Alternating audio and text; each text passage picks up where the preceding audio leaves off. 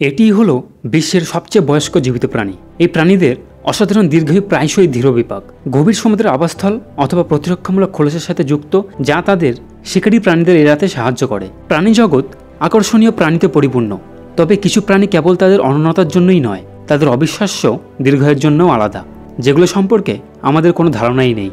গভীর সমুদ্রের বাসিন্দা থেকে শুরু করে প্রাচীন কচ্ছপ পর্যন্ত কিছু প্রাণী শতাব্দী ধরে বেঁচে আছে যুদ্ধ, জলবায়ু পরিবর্তন এবং মানব সভ্যতার মুখোমুখি হয়ে। কিন্তু আজ পৃথিবীর সবচেয়ে প্রাচীন জীবন্ত প্রাণীর খেতাব কোন প্রাণীর, যারা আজ 400-500 বছর ধরে বেঁচে আছে, তা জানবো আজকের এই ভিডিওতে। তো ভিডিওটা শুরু করার আগে তোমাদের সবার কাছে একটাই রিকোয়েস্ট, তোমরা যারা যারা আমার চ্যানেলে নতুন তারা অবশ্যই আমার ভিডিওটিতে একটি লাইক করে আমার চ্যানেলটিকে সাবস্ক্রাইব করে দিও। তো চলো ভিডিওটা আর বেশি দেরি না করে শুরু করা যাক। জোনাথন কচ্ছপ। জোনাথন কচ্ছপ পৃথিবীর সবচেয়ে বয়স্ক স্থলজ প্রাণী। সবচেয়ে প্রাচীন জীবিত স্থলজ প্রাণীর অবিসংবাদিত খেতাবদারি হলেন জোনাথন কচ্ছপ, একটি সেসেলসের দৈত্যাকার কচ্ছপ, যা দক্ষিণ আটলান্টিক মহাসাগরের প্রত্যন্ত একটা দ্বীপ সেন্ট হেলেনায় বাস করে। জোনাথন কচ্ছপের জন্ম 1832 সালে, যা 2025 সালে তাকে আশ্চর্যজনকভাবে 193 বছর বয়সে পরিণত করে। 19 শতকের শেষের দিকে সেসেলস থেকে সেন্ট হেলেনায় আনা জোনাথন কচ্ছপকে অসংখ্য ঐতিহাসিক ঘটনা প্রত্যক্ষ করতে হয়েছে, যার মধ্যে রয়েছে বিদ্যুতের আবিষ্কার, সাম্রাজ্যের উত্থান পতন এবং ডিজিটাল যুগ। বয়স সত্ত্বেও সেই কচ্ছপটি সক্রিয় এবং অন্যান্য কচ্ছপদের সাথে খাওয়া দাওয়া, রোদ পোহানো এবং সামাজিকীকরণ উপভোগ করে।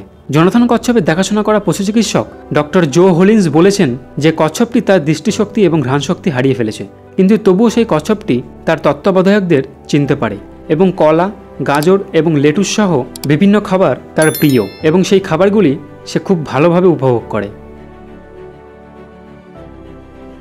Ming the clam. Ming the clam হল পৃথিবীর রেকর্ড করা সবচেয়ে বয়স্ক প্রাণী। যদি আমরা সামুদ্রিক প্রাণীদের অন্তর্ভুক্ত করি, তবে এখনও পর্যন্ত রেকর্ড করা সবচেয়ে পুরনো প্রাণী হল মিং দ্য ক্ল্যাম, যা আনুমানিক 507 বছর বেঁচে ছিল এবং 2006 সালে বিজ্ঞানীরা গবেষণার সময় দুর্ঘটনাক্রমে এটিকে হত্যা করে। তা না হলে হয়তো এই মিং দ্য ক্ল্যামই পৃথিবীর সবথেকে বয়স্ক জীবিত প্রাণী হতো। মিং, যার নামকরণ করা হয়েছিল চীনা মিং রাজবংশের নাম অনুসারে, যারা জন্মের সময় শাসন করেছিল। আইসল্যান্ডের কাছে ঠান্ডা জলে পাওয়া গিয়েছিল। এই দুটি প্রাণী ছাড়া আরও বেশ কিছু প্রাণীর জীবনকাল আশ্চর্যজনকভাবে দীর্ঘ, যেমন গ্রিনল্যান্ড হাঙর। হাঙরের নাম হয়তো তোমরা সবাই শুনেছ, কিন্তু গ্রিনল্যান্ড হাঙরের নাম শুনে হয়তো ভাবছে এইটা আবার কী ধরনের হাঙর। হ্যাঁ, এটি হলো গ্রিনল্যান্ড হাঙর। আনুমানিক 250 থেকে 500 বছর বেঁচে থাকার অনুমান করা হয়েছে। এই গভীর সমুদ্রের শিকারী প্রাণীটিকে গ্রহের সবচেয়ে দীর্ঘজীবী মেরুদণ্ডী প্রাণী বলে মনে করা হয়।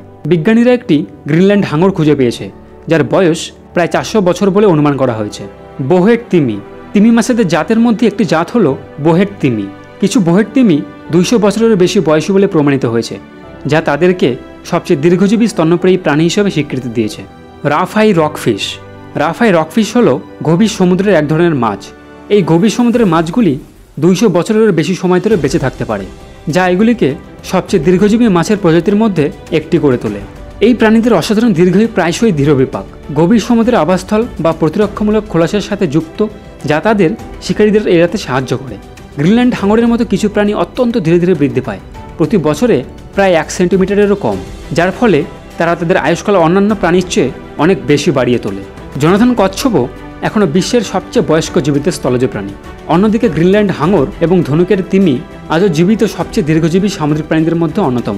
এই অসাধারণ প্রাণীগুলি আমাদের পৃথিবীতে জীবনের রহস্য এবং স্থিতিস্থাপকতার কথা মনে করিয়ে দেয়। তো বন্ধুরা, এই ছিল আজকে আমার ভিডিওটি তোমাদের কেমন লাগলো তোমরা সবাই কমেন্ট করে জানিও।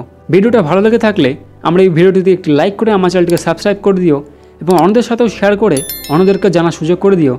দেখা হবে পরবর্তী অন্য কোনো এপিসোডে। সবাই ভালো থেকো, সুস্থ থেকো। ধন্যবাদ।